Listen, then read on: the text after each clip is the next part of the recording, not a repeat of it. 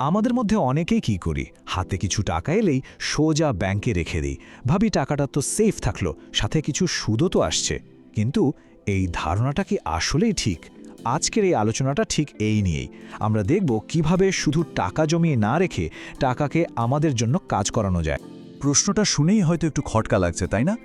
Bank account আবার কিভাবে কাউকে গরিব বানাতে পারে? আমরা তো জানি ব্যাংকে টাকা রাখাই সবচেয়ে নিরাপদ, কিন্তু আসল সত্যিটা কিন্তু একটু অন্যরকম। আর সেই সত্যিটা জানলে যে কেউই হয়তো একটু অবাক হবেন।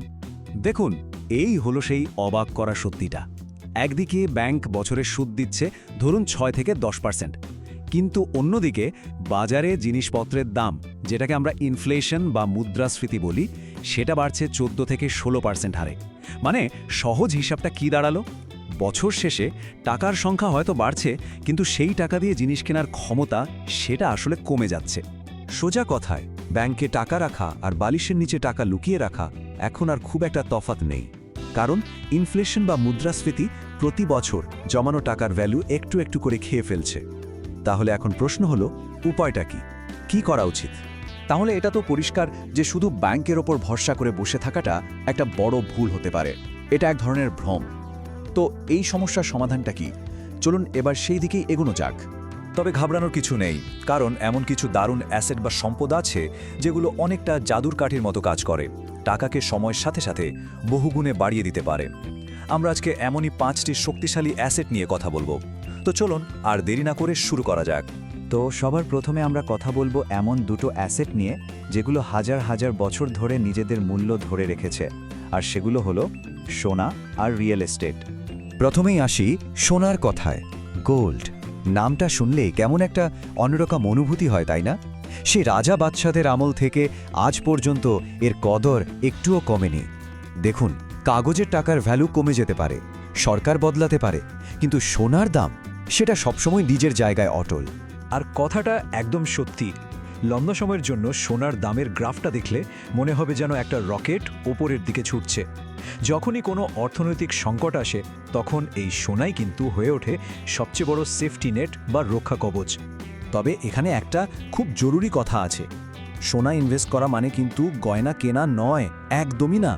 কারণ গয়না বানানোর সময় যে মেকিং চার্জ দিতে হয় সেটা লাভের অনেকটাই খেয়ে নেয়। তাই স্মার্ট ইনভেস্টমেন্ট হলো গোল্ড বার, সোনার কয়েন, অথবা আজকের ডিজিটাল গোল্ডে টাকা লাগানো। এবার আসি আমাদের দ্বিতীয় অ্যাসেটে, রিয়েল এস্টেট বা জমি। একটা খুব সহজ জিনিস ভাবুন তো, পৃথিবীতে মানুষের সংখ্যা কিন্তু দিন দিন বাড়ছে, কিন্তু জমির পরিমাণ কি বাড়ছে? না, সেটা তো ফিক্সড। তার মানে চাহিদা বাড়ছে, কিন্তু যোগান সীমিত। আর ইকোনমিক্সের একদম বেসিক নিয়ম হলো, এমন অবস্থায় দাম বাড়বেই। এখন মনে হতে পারে, আরে জমি বা ফ্ল্যাট কেনা তো অনেক টাকার ব্যাপার, সবার পক্ষে তো সম্ভব না। ঠিক, কিন্তু এরও একটা দারুণ সমাধান আছে। সেটা হলো RIT, মানে রিয়েল এস্টেট ইনভেস্টমেন্ট ট্রাস্ট। এর মাধ্যমে খুব অল্প টাকা দিয়েও বড় বড় শপিং মল বা অফিস বিল্ডিংয়ের মালিকানার একটা ছোট অংশ কেনা সম্ভব। ব্যাপারটা ঠিক যেন পুরো একটা পিৎজা কেনার টাকা নেই, কিন্তু এক স্লাইস তো কেনাই যায়। ওকে, সোনা আর রিয়েল এস্টেটের কথা তো হলো। এবার আমরা এমন দুটো অ্যাসেটের দিকে যাব যেগুলো সরাসরি দেশের গ্রোথের সাথে যুক্ত, আর এর মধ্যে একটা অ্যাসেট তো আমাদের সবার মধ্যেই আছে। আমাদের 3 নম্বর অ্যাসেট, শেয়ার বাজার। নামটা শুনলেই অনেকের মনে একটা ভয় কাজ করে, তাই না? সবার আগে মাথায় আসে এটা তো একটা জুয়া খেলা, কিন্তু প্রশ্ন হলো, আসলেই কি তাই? দেখুন, শেয়ার বাজার জুয়া খেলা হয়ে যায় ঠিক তখনই যখন কেউ কোনো কিছু না জেনে হুট করে টাকা লাগিয়ে দেয়। কিন্তু যদি ভেবেচিন্তে দেশের সেরা কোম্পানিগুলোর বিজনেসের একজন পার্টনার বা অংশীদার হতে চাওয়া হয়, তাহলে এর চেয়ে ভালো উপায় আর হয় না। বিখ্যাত ইনভেস্টর ওয়ারেন বাফেট একটা কথা বলেন, কখনোই সব ডিম এক ঝুড়িতে রাখতে নেই। শেয়ার বাজারের জন্য এটা একদম পারফেক্ট। মানে সব টাকা একটা কোম্পানিতে না লাগিয়ে অনেকগুলো ভালো কোম্পানিতে ভাগ করে লাগানো উচিত।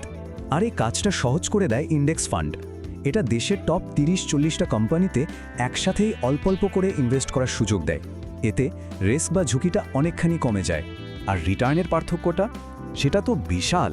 লম্বা সময়ের জন্য ভাবলে ব্যাংক সেভিংস থেকে যেখানে 6 থেকে 10% রিটার্ন পাওয়া যায়, সেখানে একটা ভালো ইন্ডেক্স ফান্ড থেকে অ্যাভারেজে 15 থেকে 20%, এমনকি তারও বেশি রিটার্ন আসাটা খুবই স্বাভাবিক। এবার আসি আমাদের 4 নম্বর অ্যাসেটে। আর এটা এমন একটা সম্পদ যা কোনো বাজার থেকে টাকা দিয়ে কেনা যায় না, এটা অর্জন করতে হয়। আর সেটা হলো একজনের নিজের স্কিল বা দক্ষতা। ভাবুন তো, স্টক মার্কেট ক্র্যাশ করতে পারে, রিয়েল এস্টেটের দাম পড়তে পারে, কিন্তু মাথায় যে জ্ঞান বা দক্ষতা আছে সেটা কি কেউ কেড়ে নিতে পারবে? কখনোই না। তাই অন্য যে কোনো জায়গায় ইনভেস্ট করার আগে নিজের ওপর ইনভেস্ট করাটা সবচেয়ে জরুরি।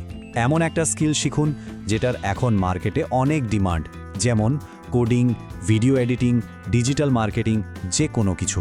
আর সেই স্কিলে নিজেকে এক্সপার্ট বানিয়ে ফেলুন। একটা কথা মনে রাখা ভালো, দামি ফোন কিনলে পকেট খালি হয়, কিন্তু ভালো কোনো স্কিল শিখলে পকেট ভরে ওঠে। বেশ, আমরা 4টি অ্যাসেটের কথা জেনে গেছি। এবার শেষ এবং পঞ্চম অ্যাসেট। এটা এমন একটা জিনিস যা দিনে 24 ঘন্টা, সপ্তাহে 7 দিন, এমনকি ঘুমের মধ্যেও টাকা আয় করে দিতে পারে। এই কনসেপ্টটাকেই বলা হয় প্যাসিভ ইনকাম, মানে এমন একটা সিস্টেম তৈরি করা যেটাকে সেট আপ করতে হয়তো একবার খাটুনি আছে, কিন্তু তারপর থেকে আর অ্যাক্টিভলি কাজ করতে হয় না, টাকা আসতেই থাকে। আর আজকাল এর সবচেয়ে ভালো উদাহরণ হলো ডিজিটাল কন্টেন্ট। ধরুন একটা ইউটিউব চ্যানেল খোলা বা একটা ব্লগ লেখা অথবা ছোট একটা অনলাইন বিজনেস শুরু করা। হ্যাঁ, শুরুতে অনেক খাটতে হবে, কিন্তু একবার যদি এটা দাঁড়িয়ে যায় তাহলে এই ডিজিটাল অ্যাসেটগুলো ঘুমের মধ্যে বা ছুটি কাটানোর সময়ও আয় করে আনবে। তো এই ছিল সেই 5টি শক্তিশালী অ্যাসেট: সোনা, রিয়েল এস্টেট, শেয়ার বাজার, নিজের স্কিল আর ডিজিটাল কন্টেন্ট। এখন আসল প্রশ্ন হলো, সিদ্ধান্তটা কি হবে? সিদ্ধান্তটা খুব সহজ কিন্তু খুব পাওয়ারফুল। সারা জীবন কি গাধার মতো টাকার জন্য খাটা হবে, নাকি টাকাকে দিয়ে নিজের জন্য কাজ করানো হবে? বুদ্ধিমানের কাজ হলো এমার্জেন্সির জন্য কিছু টাকা ব্যাংকে রেখে বাকি টাকাটা এই অ্যাসেটগুলোতে স্মার্টলি ইনভেস্ট করা। তাহলে এখন এই উপায়গুলো তো জানা হয়ে গেল। এখন ভাবার বিষয় হলো, শুধু টাকা জমিয়ে রাখা হবে নাকি টাকাকে কাজে লাগিয়ে সম্পদ তৈরি করা হবে? এই যে 5টা পথের কথা আমরা জানলাম, এর মধ্যে কোন পথটা দিয়ে যাত্রা শুরু করা যায়, সিদ্ধান্তটা কিন্তু সম্পূর্ণ